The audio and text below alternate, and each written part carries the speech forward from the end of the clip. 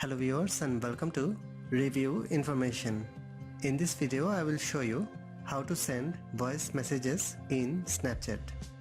Subscribe to my channel and hit the bell icon to get notified any updates. Open Snapchat from your apps list. Go to the chat option.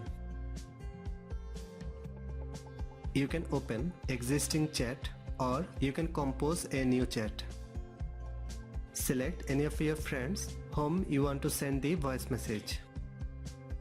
In the chat box, you will see a microphone icon.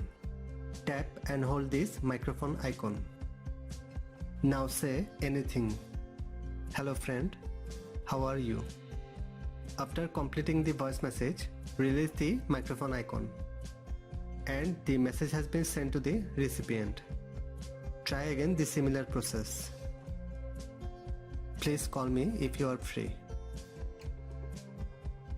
So that is how you can send voice messages on Snapchat.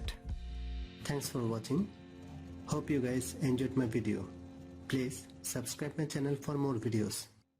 Goodbye.